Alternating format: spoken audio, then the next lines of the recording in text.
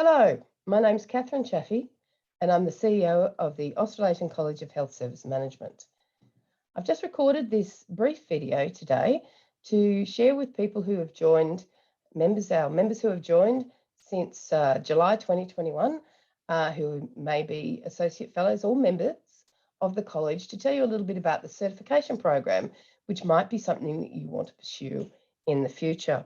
And so this is giving you a bit of information about that. Firstly, I'll give you a bit of the background of how we got to our credentialing program.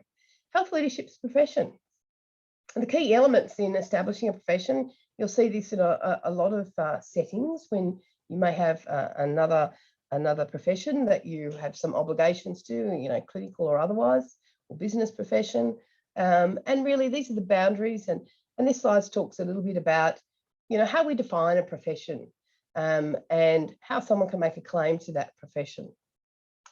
So this was the 5 E's: education, experience, examination, how we look at your skills, ethics that underpin the practice of those skills.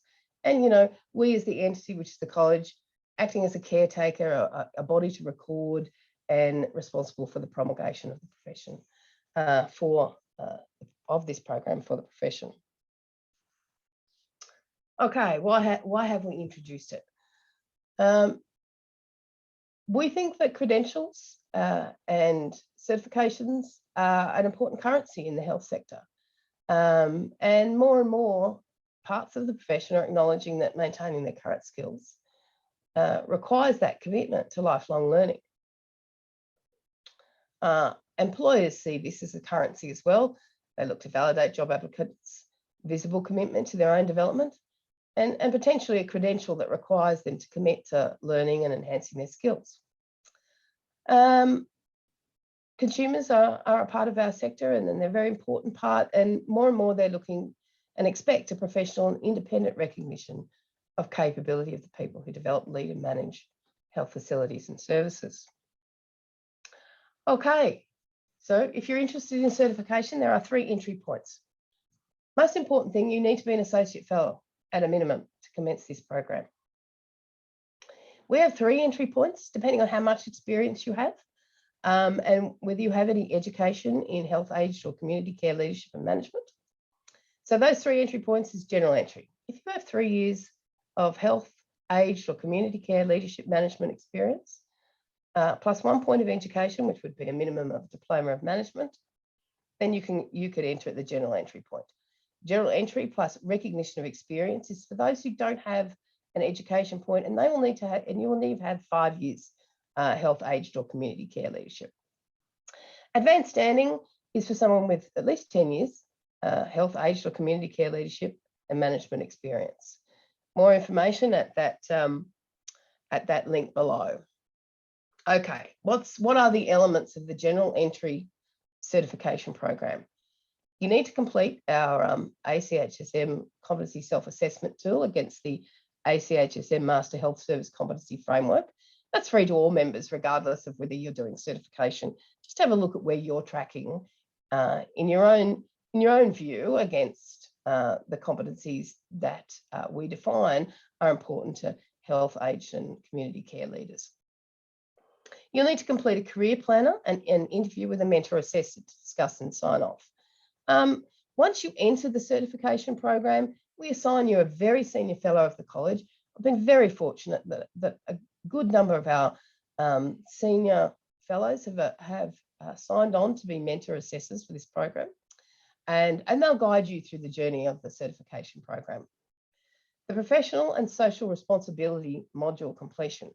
When you look at our Master Health Service Competency Framework, you'll see it's under 5 domains, and this module, which is delivered for us by Griffith University, looks at that 5th domain around professional, ethical, social responsibility, and supports you in your skills. This is a compulsory component of all of our certification program entry points. And you need to submit a paper on a workplace project, which needs to be approved by your mentor assessor. Okay, so if you don't have a education point, you're entering at the general entry and recognition of experience, You have exactly the same requirements as general entry, plus you need to complete a comprehensive document outlining your experience and how it relates to our competency framework.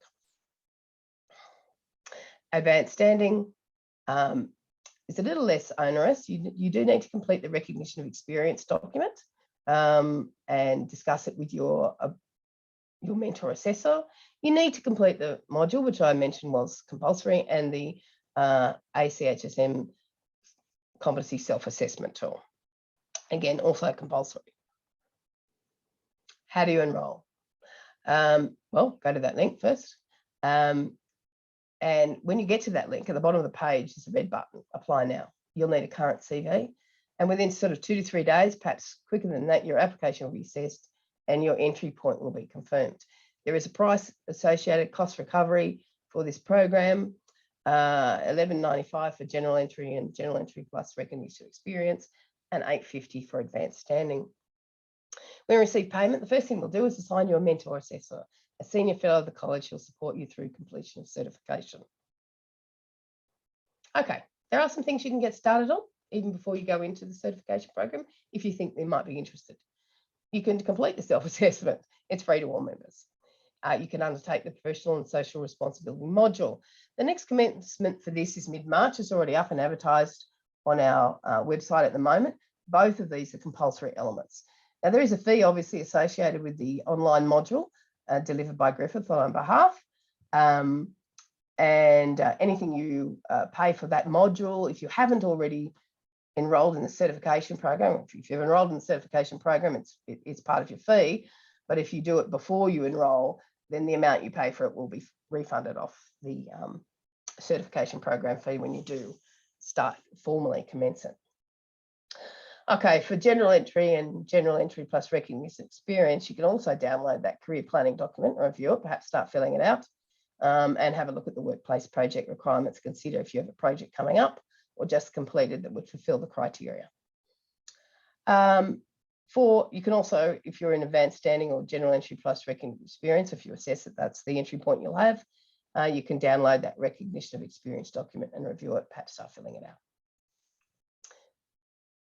When you complete the certification program, as a recognised certified health manager or executive, you may use the new post-nominals and you'll be issued with a new membership certificate reflecting your credential. You will need to maintain your credential after that. It's about lifelong learning. So it will require 75 hours of maintenance of certification activity every 3 years, every triennium.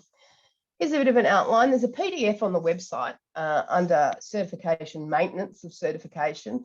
And if you scroll down to the bottom of the page, you'll see a PDF document that looks at all the various maintenance of certification activities. You can see a few here, things that you can do that would give you a maintenance of certification point once you have completed the certification program.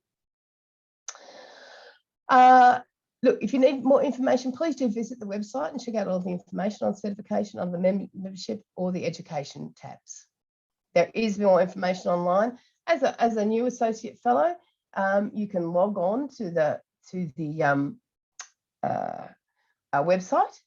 You can log on go onto the website, top right-hand corner, you'll see login, and you can put in your login details, which is usually your email and a passcode, and you'll get a page that looks a bit like this. The certification is that'll give you information about what you need, etc. Down the bottom left-hand side, my certification program tracker.